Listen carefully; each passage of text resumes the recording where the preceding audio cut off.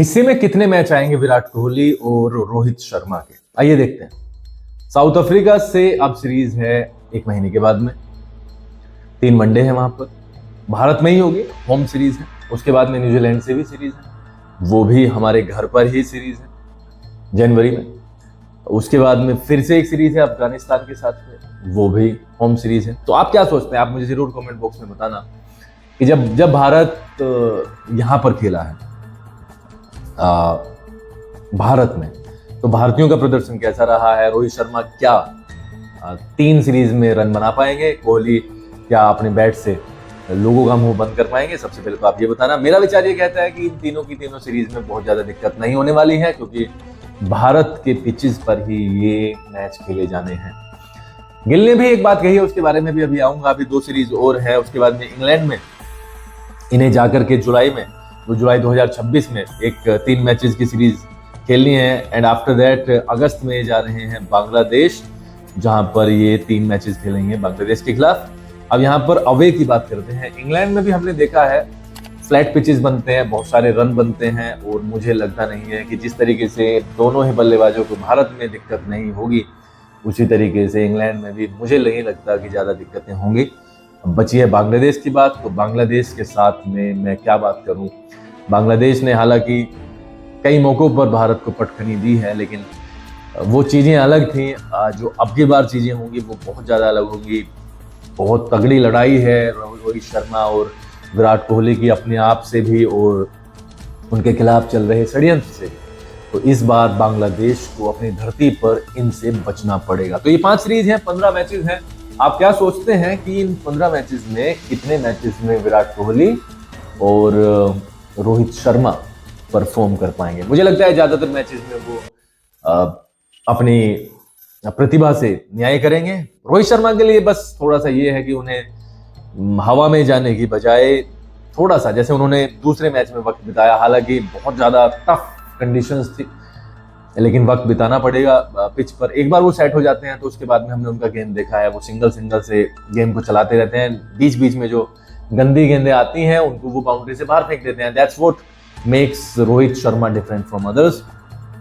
और उसके बाद में हमने शतक के पारी में भी देखा, जब शतक हो गया था इनका, तो आई जस्ट फेल्ट कि अब शायद जो 20-25-30 रन बचे हुए हैं, now we will be witnessing sixes. लेकिन नहीं, ऐसा नहीं हुआ। उन्होंने आगे सारी की सारी पारी को सिंगल डबल में निकाल दिया और मैच को जिता करके ले गए। And that's what is more important, कि जब आप इतनी बड़ी पारी खेलते हो और जीत आपके बिल्कुल सामने हो, so you should be not out, you should be going like not out as a batsman. तो वही रोहित शर्मा ने किया, रोहित शर्मा नॉट आउट गए और वो चीज दिखा दी। अगर रोहित शर्मा वहां पर अपने पैर को जमाने की कोशिश करते हैं और जम जाते हैं, after that it is very difficult to Rohit Sharma to get Rohit Sharma out. वही चीज हमने देखी, ऑस्ट्रेलियन बॉलर्स उन्हें आउट नहीं कर पाए लास्ट मैच में। तो ये जो आप 15 मैचेस की एक पूरी की पूरी वो संख्या को देखते हैं, आप क्या सोचते हैं कि कितने मैचेस में ये चल पाएंगे। दूसरा, गिल ने भी एक बयान दिया है। गिल ने कहा है कि हमें अब जैसे ये सीरीज खत्म होंगी, उसके बाद में गैप्स आ रहे हैं बीच बीच में, जैसे 1 महीने का गैप आ जाता है, फिर जनवरी से जून में फिर होगी। तो ये 3-4-5 जो महीने का गैप है, उसे भरने के लिए गिल ने कहा है कि हमें ये देखना होगा कि हम किस तरीके से रोहित शर्मा और विराट कोहली को मैच वाले एटमॉस्फेयर में और एनवायरनमेंट में रखे, ताकि वो अपनी लय को बरकरार रख पाएं, आउट ऑफ फॉर्म ना जाएं। तो इसके ऊपर एक विचार बनाया जा रहा है। मैं तो देखो सीधे कहता हूँ, डोमेस्टिक क्रिकेट होता ही इसलिए है कि आप लय में बरकरार रहो, अपने बेसिक्स पर काम करो, टच में रहो। हालांकि अंतरराष्ट्रीय cricket is something else, but अगर आप कुछ भी नहीं खेल रहे हैं तो domestic is a better choice. तो मुझे लगता है कि दोनों को ही डोमेस्टिक में खेलना चाहिए। और लास्ट का 1.5 साल बचा है इनके पास में करियर का। ये सबको पता है कि 2027 के वर्ल्ड कप के बाद में ये संन्यास ले लेंगे। 2027 का वर्ल्ड कप बहुत इंपॉर्टेंट है, उसके लिए चाहे कुछ भी करना पड़े। हमने देखा है कोहली को, तो हमने पूरे की पूरी उम्र देखा है कि किस तरीके से उन्होंने फिजिकल लेवल पर काम किया। और फिजिकल लेवल पर आदमी तभी काम करता है जब वो अपने करियर को लेंथ देना चाहता है। कोहली ने ऐसा ही किया है। 36 साल की उम्र में वो आज भी युवा से ज़्यादा तेज दौड़ने वाले, ज़्यादा एक्टिव खिलाड़ी लगते हैं।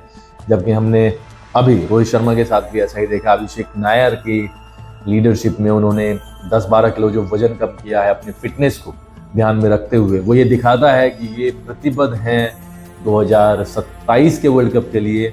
सिर्फ अगर का वो बयान के लिए नॉन कमिटल है, उनको तो मैं अलग ही रख देता हूँ, लेकिन उनकी बॉडी से लगा कि वो प्रतिबद्ध है 2027 के वर्ल्ड कप को खेलने के लिए। और अभी अभिषेक नायर ने ये कहा है कि अभी तो और भी वजन कम होगा, तो चीज़ें मुझे लग रहा है पॉजिटिवली आ रही हैं, और पॉजिटिव ही रहें तो ज़्यादा बेहतर है। मैं प्रे करता हूँ कि शरीर बढ़िया रहे, चोट ना लगे बीच में, और 3 दौरे घर में ही हैं वो बहुत बढ़िया जाने चाहिए।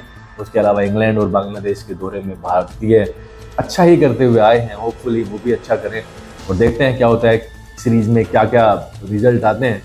बट 2027 का world cup is the key, and best of luck everyone कि हम बढ़िया तरीके से वहाँ पर परफॉर्म करें। और रोहित शर्मा का जो सपना है, जो ट्रॉफी का सपना है, कि क्योंकि रोहित शर्मा ने कहा है कि वनडे वर्ल्ड कप उनके लिए खास मायने रखता है, वो जीतें और भारत का नाम रोशन करें, भारत को गर्व फील कराएं। बहुत बहुत आभार आपका इस वीडियो को देखने के लिए। आपका जीवन मंगलमय हो और आप हमेशा ऐसे हंसते मुस्कुराते रहें।